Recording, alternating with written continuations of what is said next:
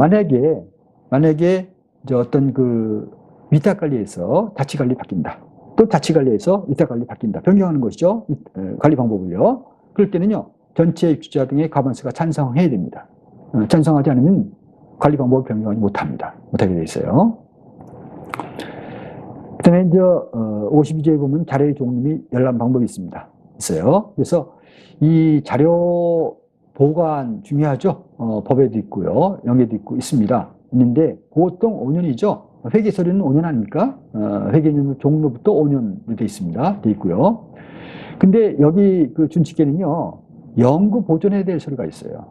그래서 일반적으로 규약이라든가 규정이라든가 장기성 계획서, 안전관리 계획서, 그리고 설계도서라든가 시설 장비의 명세라든가 이런 것들은 영구 보존이에요. 영구 보존. 5년이 아닙니다. 그리고 이때 정관이 회의록이라든가 이건 5년 보관이죠. 5년 보관. 그리고 기타 여러 가지 있어요. 사용료라든가 할입이 있지 않습니까? 그런 것들은 5년입니다. 5년 보관하게 돼 있죠. 그리고 예치금 내역이라든가 나름대로 이제 어떤 그 사업자 선정 관련 서류가 있어요. 근데 어떤 경우는요. 이런 사업자 선정가 끝낸 다음에 그 서류를 그냥 폐기해버려요. 안 되는 겁니다. 유찰제도 마찬가지입니다. 유찰제도 있고요. 탈락된 서류도 마찬가지예요. 탈락된 업체 있지 않습니까? 예를 들어서 어떤 예를 들어서 그 적기심사 해가지고 5개 업체 들어왔는데 1개 업체가 선정되지 않습니까? 4개 업체 서류 있잖아요. 그 서류도 보관해야 돼요. 그냥 버리는 게 아니네요. 그래서 그런 적기심사 평가표라든가 사업 순서의 실적표라든가 이런 것도 다 5년 동안 보관해야 된다 하는 것이고요.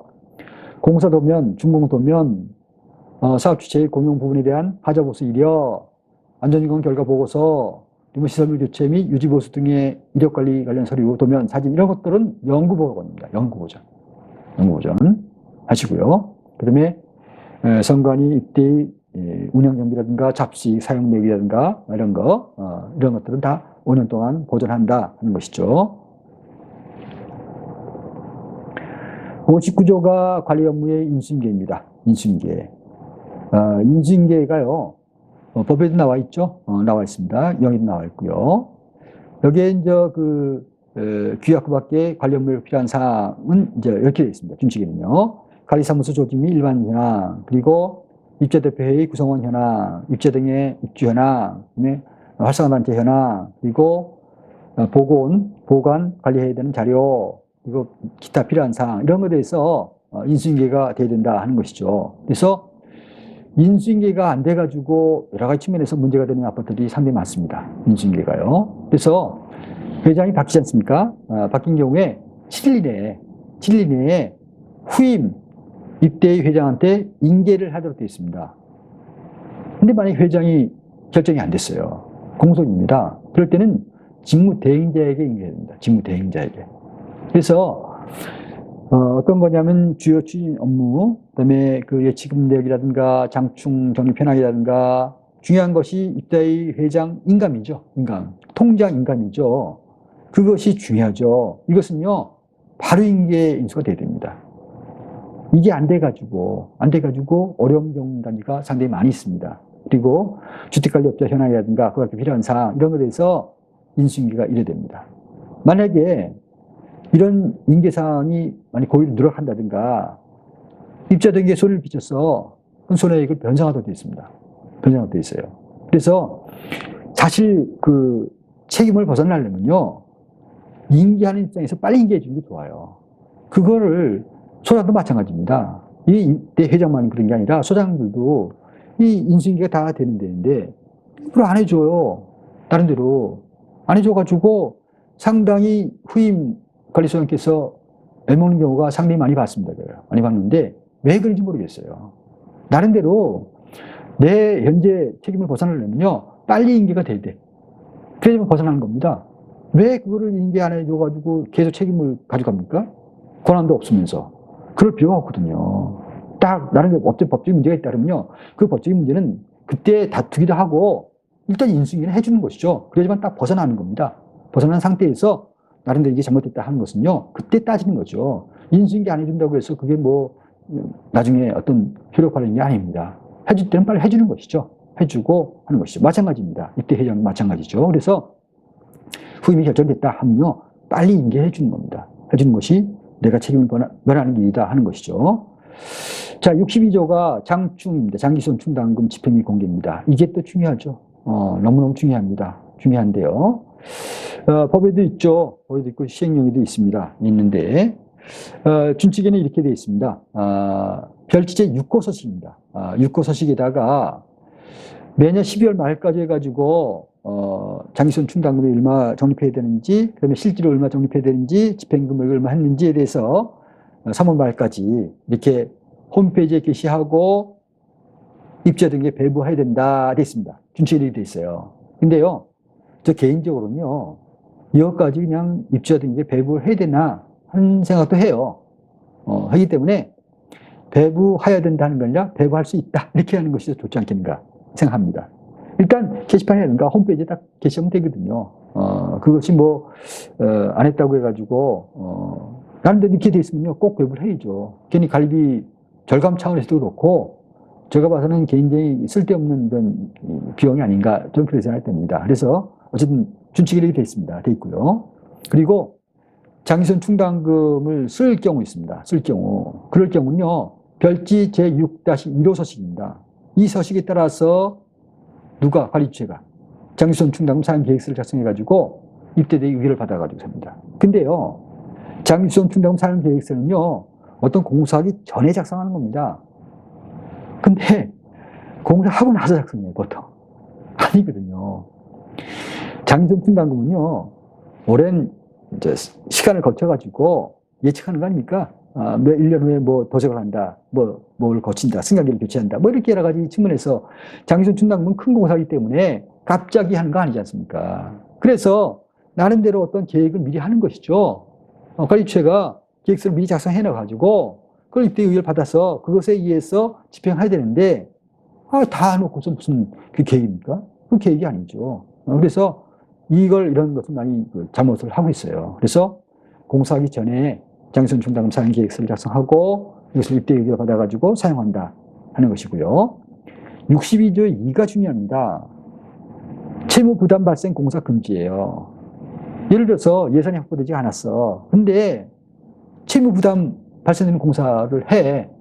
다시 말해서 지금 돈이 없어. 없는데 그야말로 외상공사. 어떤 경우는 돈을 빌려서 하는 경우가 있습니다. 어떤 경우는요, 그 공사업체에다가 매달 이렇게 이제 나눠서 준다. 이런 식으로 계약을 해가지고 공사하는 경우가 있어요. 안 됩니다. 안 되게 돼 있어요. 그것은요. 그래서 충분하게 돈이 있는 상태에서 이렇게 공사를 하는 것이죠. 그렇기 때문에 사전에 장기손 계획이 그래서 중요한 거죠. 몇 년 후에 얼마 들어갈 것이다 하면요, 그걸 맞춰가지고 적립을 해야 되죠. 그런 적립된 범위 내에서 공사를 하라 하는 그런 의미죠. 그렇게 보시면 되겠습니다. 자, 제63조가 잡식의 집행 및 회계 처리입니다. 잡식 중요합니다. 너무너무 중요해요. 그래서 왜 중요하냐면요, 이 부분이 많이 이렇게 지적을 받아요. 컨설팅에서. 그래서 이 부분 때문에 또 과태료 받는 경우도 있고요. 그래서 이 잡식은요, 관리비 등의 회계 처리와 같은 방법입니다. 똑같은 방법을 해야 돼요. 그리고 그 잡식은요, 제4항 각호 용도 외에는요, 023조의 관리비 있지 않습니까? 예를 들어 수선유입니다. 못 씁니다. 못 써요. 사용료 있습니다. 못 씁니다. 못 쓰게 돼 있어요. 잡식은요, 잡식 용도가 있어요. 그 용도에 써야 되지, 그 용도 말고 어떤 관리비를 줄여준다. 이 잡식을 만약에 수선유비로 썼다 그러면요, 어떻습니까? 다른 데 비교할 때, 이 단지는 수선유비가 적구나. 이렇게 착각할 거 아닙니까? 그렇게 착각하지 말라는 거죠. 왜? 수선유비는 수선유비 금액을 부과하라는 거예요. 부과하고 잡식은 그 용도가 따로 있습니다. 그 용도에 따라서 집행을 하지 괜히 용도 말이죠. 이쪽의 용도를 이쪽으로 쓰거나 하지 말라는 겁니다. 그래서 이 부분이 문제가 많아가지고 그동안에 여러 가지 절차에 따라서 많이 개정이 됐어요. 이게 돼가지고 최종적으로 이렇게 됐는데요. 자, 보면요. 이 항은 이렇게 이해하시면 되겠습니다. 그리고 입주하고 사용자가 같이 적립에 기여한 거 있죠. 이런 것들이 있습니다. 재활용품 있죠. 재활용품. 알뜰시장 있습니다. 광고판 있어요. 광고판 게시하는데 뭐 어떤 뭐 3만 원 받는다든가 이렇게 있지 않습니까? 그리고 이 주차장이라든가 승강기, 주민공동시설, 주차장 같은 건 이런 게 있겠죠. 차 2대가 있는 경우에 한 대당 뭐 10,000원씩, 한 대는 무료고 한 대는 10,000원이고, 3대 같은 경우에 20,000원 되겠죠. 이런 식으로 해서 주차장 충당금을 이렇게 적립을 하죠. 승강기가 있습니다. 승강기를 예를 들어서 이사 가는 세대에다가 승강기를 사용했다. 그러면 거기에 이제 부과를 하는 것이죠. 또 그리고 어떤 공사를 했다. 그러면 승강기에 대해서 쓴 것에 대해서 어떤 비용 부담을 하지 않습니까? 주민공동시설도 마찬가지입니다. 이런 것에 대해서 발생한 수입이 있습니다. 이런 것들. 그다음에 검침 수입이 있습니다. 검침 수입은요, 이 수입은 그대로 직원들한테 줍니다. 주는데 전에는 검침 수입을 이렇게 들어와서 바로 그냥 줬어요. 바로 줬습니다. 이것은 뭐냐면 회계상에 적립을 하고 반영을 하고 그다음에 주라는 거죠. 그런 측면입니다. 그래서 이런 것들이죠. 이런 것들은 입주자하고 사용자가 같이 기여했죠. 입주자만 한 게 아니라 사용자가 같이 했습니다. 같이 했어요. 이런 것들은 쓸 수가 있어요. 자, 63조제 잡수입의 집행과 회계 처리입니다. 자, 이 부분에 대해서는요, 잡수익을 쓸 수가 있다는 것이죠. 그렇습니다. 어떤 거냐? 공동체 활성화 단체 지원 비용 얼마다? 2호가 주민자치 활동 비용이죠. 이 부분이 많죠. 노인정에 지원해주는 거, 경로잔치라든가 이런 것이 많이 있습니다. 얼마를 쓸 것이냐 하는 것이 있겠죠. 투표 참여 촉진 비용이 있습니다. 이것이 보통 투표를 하면은 만인저 협조를 안 하죠. 안 했을 때 투표하러 오면은 뭐 이렇게 나름대로 이제 쓰레기 봉투를 준다든가 이렇게 줍니다. 그런 비용이 이제 연간 얼마 정도 이렇게 할 수 있겠죠. 잡수익에 쓸 수가 있습니다. 그리고 그다음에 이제 자치조직 운영비 이런 거 있고요. 4호가 정기검침, 업무수행자 및 재활용품 분리수거자의 노무 인력 지원 비용 있죠. 이거 아까 말씀드린 대로 어차피 이제 정기검침 수당 있지 않습니까? 그런 것들은 이런 그 직원들한테 줘야 될 비용이죠. 그렇기 때문에 있는 그대로 그냥 들어오는 대로 그냥 주는 것이죠. 그리고 재활용품도 나름대로 이렇게 하기 위해서는 원래 주민들이 알아서 이렇게 분리해가지고 업자가 이제 가지고 가면 제일 좋은 모습인데 그렇게 안 하고 직원들이 많이 하죠. 도와줍니다. 그에 따라서 이제 조금 지원해 주겠죠. 근데 지원해 줄 때요. 지원해 줄 때 일단 그 원천징수를 해야 됩니다. 원천징수. 그냥 주는 게 아니고 나름대로 이렇게 이제 근로소득을 포함해서 원천징수할 수 있도록 돼 있고요. 소송 비용 이렇게 이건 많이 없는데 굉장히 복잡한 단위는 이렇게 있을 수가 있겠죠. 소송 비용을 얼마 쓸 수가 있겠다 하는 것이고요. 커뮤니티 주민 공동시설이죠. 운영에 소요된 비용 얼마 하고 또 예비비입니다. 예비비를 이런 그 잡수익에서 쓸 수가 있는데 여기 보게 되면은 예산이 책정되지 않은 예측할 수 없는 긴급 상황에 한해서 발생건당 100만 원 미만의 소액 지출됐습니다. 됐어요. 그래서 예비비가 너무나 많이 해놓으면요, 이 이제 제한 조건에 걸리실 수가 있겠지만은 이것을 툭하면 씁니다.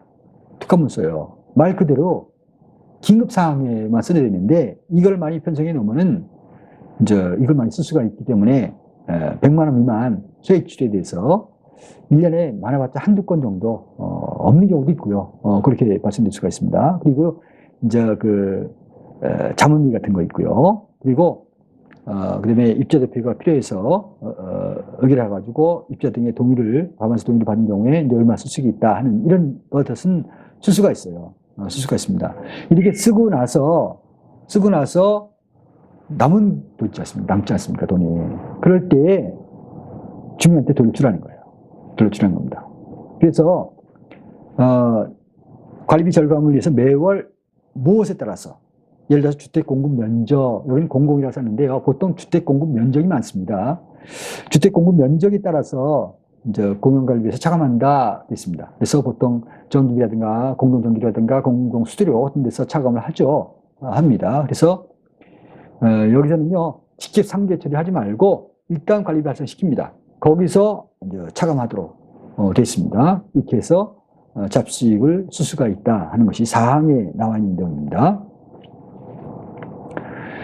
그럼 회계처리입니다. 집행하고 회계처리요. 그래서 5항 같은 경우는요, 혼합된 단지가 아니면요, 이 5항이 필요 없겠죠. 없고요. 그리고 6항 같은 경우는 예비비를 집행하고자 할 때는요, 지출 지목, 지출 사유, 금액 등을 작성해서 입대 의결을 받아야 된다 했습니다. 그래서 꼭 입대 의결을 받아가지고 예비비를 집행할 수 있도록 하고요.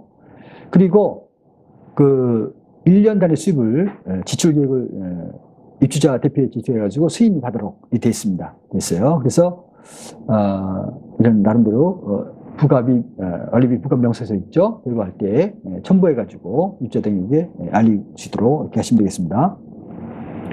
자, 사용료입니다. 사용료. 사용료 그 산정방법은요, 별표 5에 나와 있습니다. 5에 나왔어요. 그리고 징수권자를 대행해가지고 이렇게 사용료 발생되는 거 있지 않습니까? 그럼 별표 6이 있고요. 별표 7이 있습니다. 그래서 별표 6, 별표 7을 일단 나중에 보실 겁니다. 보시고요. 그리고 사망이 중요합니다. 전기, 수도, 가스 등의 사용료는요, 서비스를 제공하는 자의 약관에 따르되 관리처는 사용료 징수 대행에 따른 잉여금이 발생하지 않도록 하여입니다. 이것은 전기나 수도 같은 경우는요, 쓰는 것만큼 걷어가지고 그냥 납부하는 거거든요. 그래서 돈이 남아서는 안 되겠죠. 모자라도 안 되겠지만은 남는 경우가 없어서 안 된다는 거예요. 그래서 그대로 걷어가지고 그대로 납부할 수 있도록 하라는 것이죠. 그래서 만약에 혹시 이익이 발생했어. 그럴 때 즉시 반환하는 거예요. 즉시 반환. 차감하는 거. 이걸 활용해서 차감하는 거예요. 이렇게 하는 것이죠. 그래서 보통 보면요, 전기 같은 데서는 남는 경우가 별로 많이 없습니다. 없는데요, 수도 같은 데 나올 수가 있어요. 그래서 수도료 적립금 해가지고 이 쌓아놓은 경우가 있습니다. 그래서 돈을 쌓아놓고서 경우에 따라서 뭐 주차장을 수선한다든가 이게 쓰고, 옛날에 이렇게 많이 썼어요. 지금 못 쓰게 돼 있거든요. 못 쓰게 돼 있습니다. 그러다 보니까 그게 쌓여져가지고 처리가 곤란해요. 어떻게 처리를 해야 되는데 처리할 수가 없어.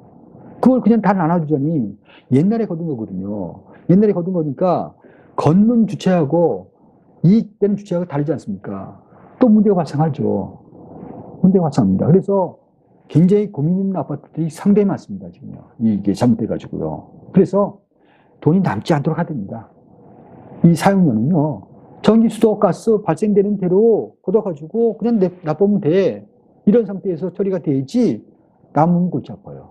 달래 쓸 수도 없고, 적립하자니 그렇고, 이럴 수도 없고 저럴 수도 없고. 그래서 보통 그 수도가 이런 남는다 하면요, 공동수도에서 바로 차감할 수 있도록 돌려주는 거 아닙니까? 돌려주는 거죠. 그런 식으로 해서 차감하라는 얘기죠.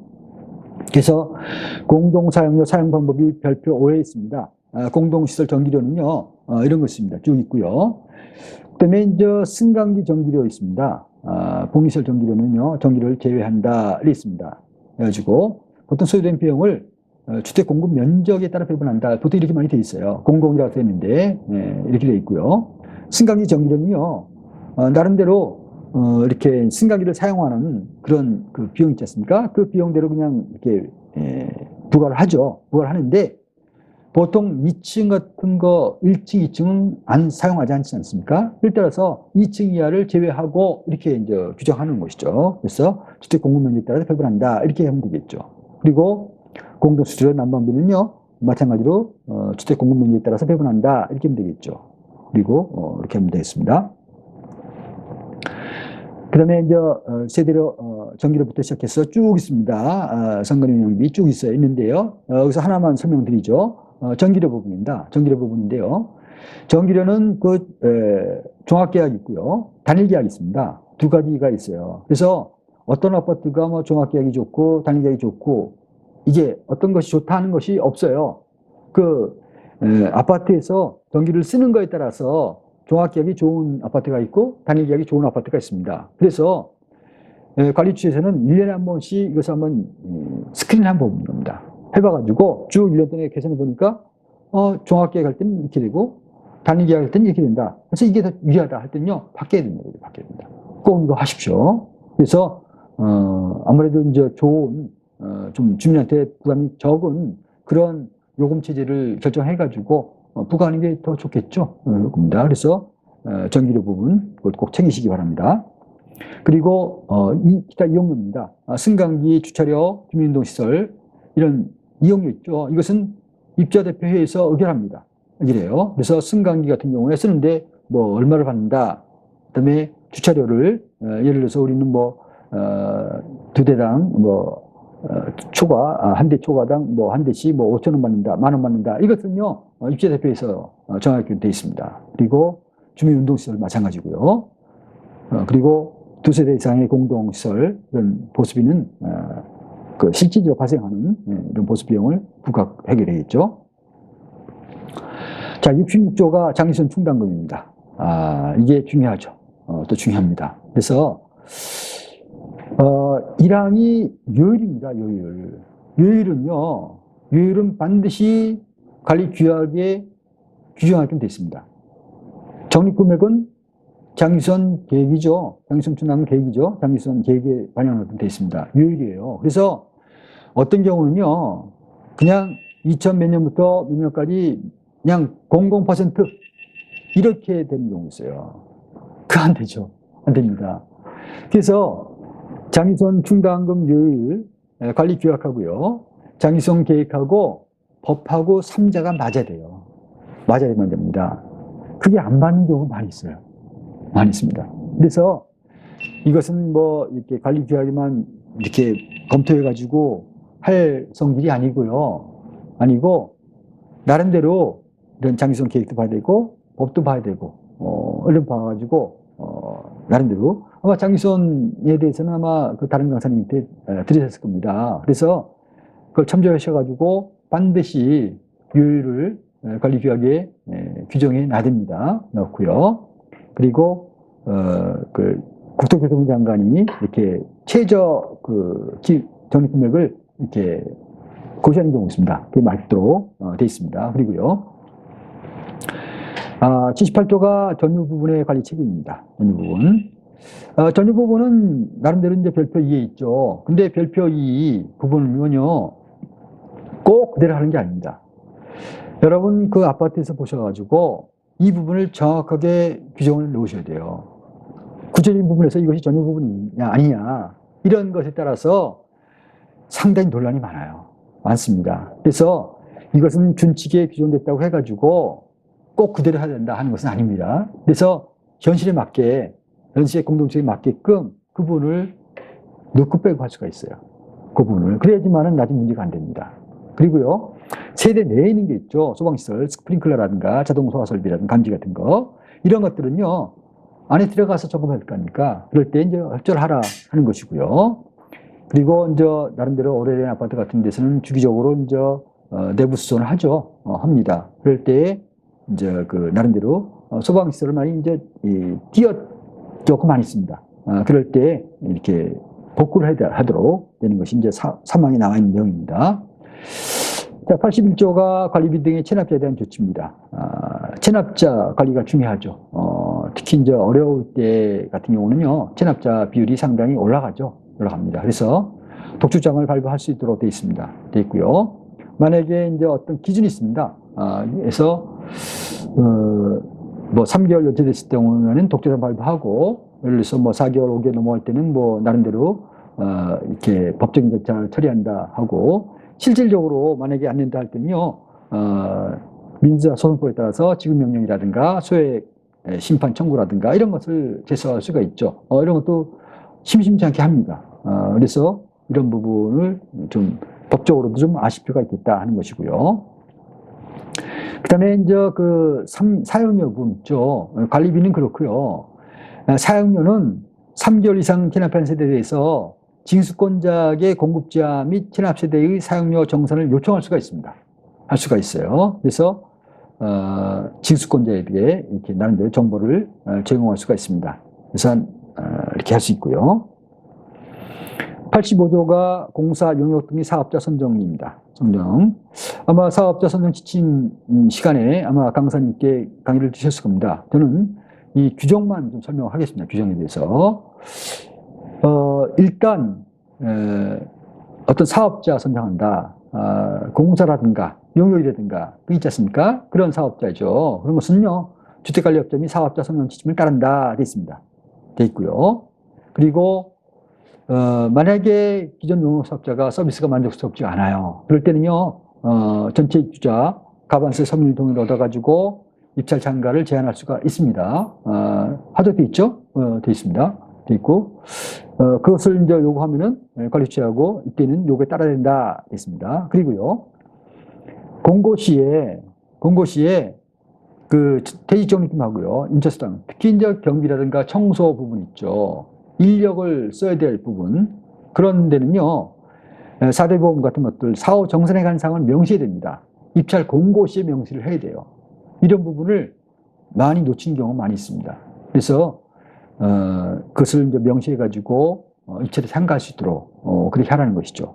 그리고요, 5항은 이 부분이 이제 잘 보셔야 됩니다. 청소라든가 경비 같은 거, 어떤 인건비죠. 인건비가 이제 들어가는 그런 영역인데요. 이건 정산해야 됩니다. 정산을 해야 돼요. 특히 퇴직금 있고 연차수당 4대 보험 있지 않습니까? 이거 있는데, 만약에 퇴직은 1년 지난 다음에 퇴직금 발생하지 않습니까? 근데 1년 전에 퇴직을 했어. 그 퇴직금을 지급하지 않았지 않습니까? 그런 경우는요, 일단 나름대로 주면 안 되죠.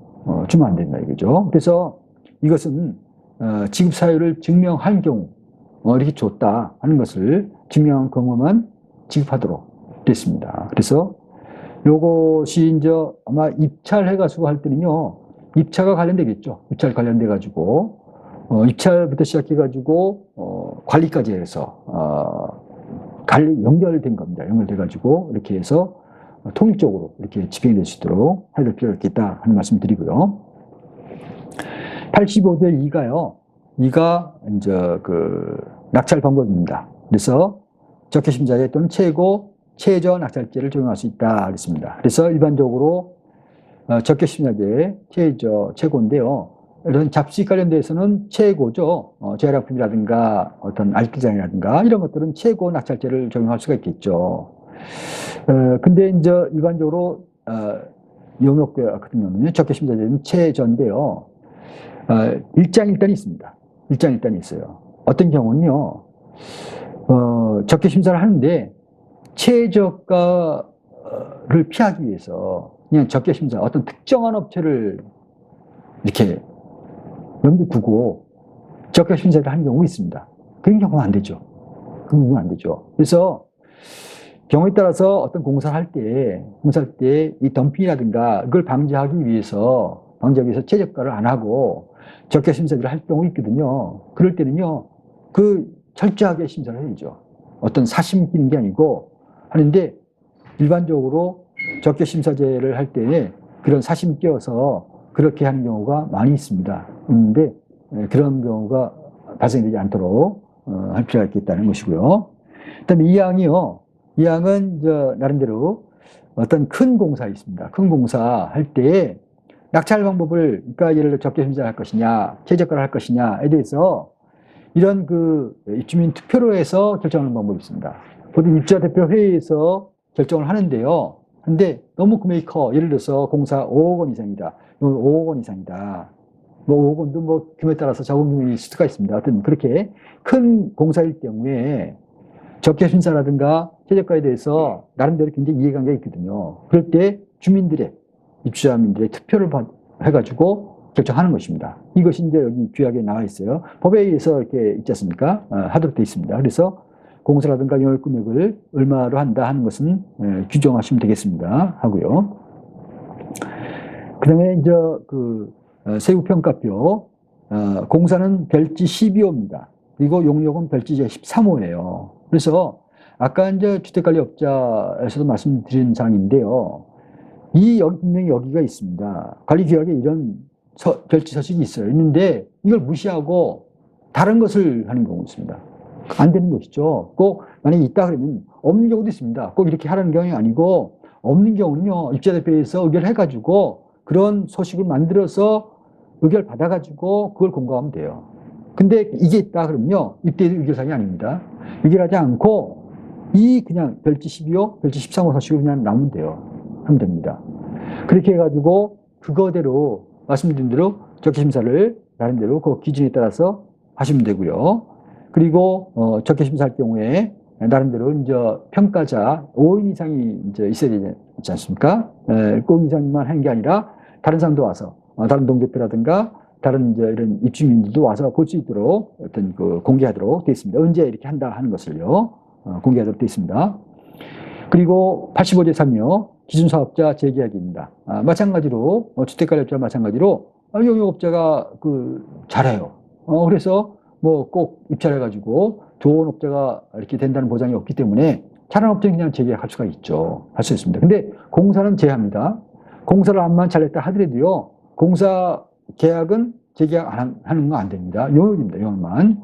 용역에 대해서 하는데 이것도 절차가 있어야죠. 무조건 다 재계약하는 게 아니고 절차가 뭐냐면 가장 중요한 것이 사업 수행 실적 평가입니다.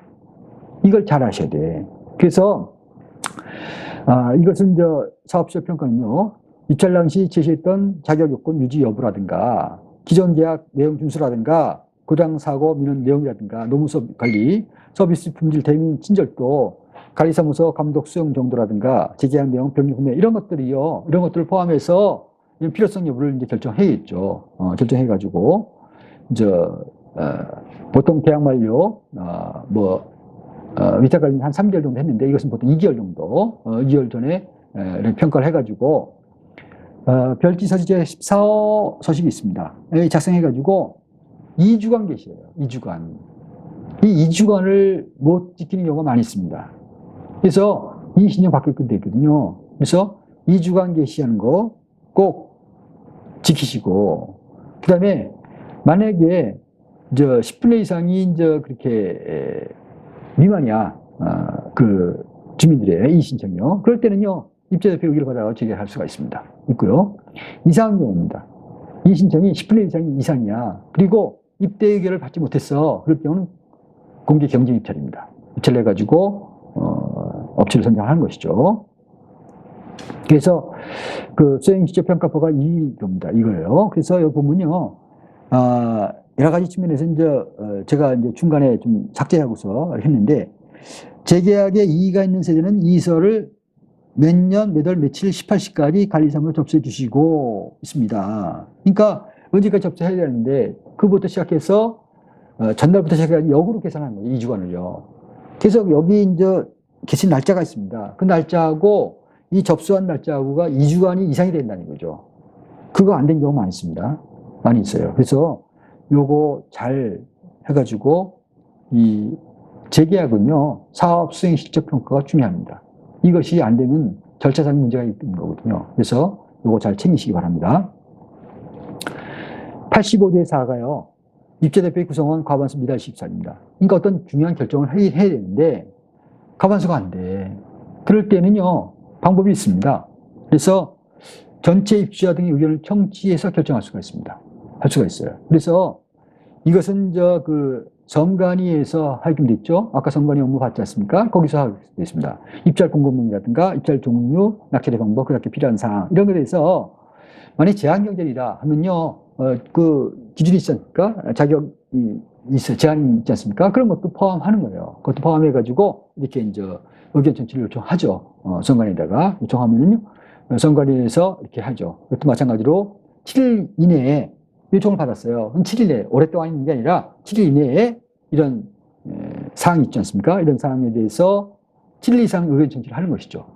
지금 공고해가지고 2, 3일 후에 있다가 이렇게 의견 청취하는 게 아니라 7일 이상의 충분한 기간을 줘서 의견 청취를 해가지고 이렇게 게시판에 공개해가지고 이렇게 만약에 전체 입주자 중에 과반수가 찬성했다. 그러면 중요사항이 결정된 것이다. 이렇게 본다 하는 것이죠. 자, 제가 지금까지 중요한 부분만 말씀드렸습니다. 일단 필요한 부분이요. 준칙을 한번 보십시오. 경기도 관리가 준칙을 보셔가지고 좀 충분하게 숙지할 필요가 있습니다. 그래서 그 숙지한 상태에서 어떤 해당하는 공동체에서 이렇게 일을 하시게 됐다. 그러면요, 비교해 보십시오. 보셔가지고 꼼꼼하게 해야지만은 기본 바탕이 그렇습니다. 기본 바탕이 관리 규약이 기본 바탕입니다. 만약에 관리 규약이 위반됐다 하면요, 다 이익관상이 됩니다. 아무리 일을 잘한다 하더라도요, 규약이 위반되면요, 일 못하게 된 겁니다. 그래서 제가 모두 말씀드렸지만은 관리 규약이 첫 번째 중요하고, 이런 회의록 같은 거, 집안적인 서류 같은 거, 이런 것이 굉장히 중요합니다. 그래서 관리 규약을 해당하는 공동체에 맞게끔 이렇게 개정할 때는 개정하시고 이렇게 해가지고 그걸 바탕으로 해서 여러분께서 업무를 이렇게 하시면 되겠습니다. 여러분 수고하셨습니다.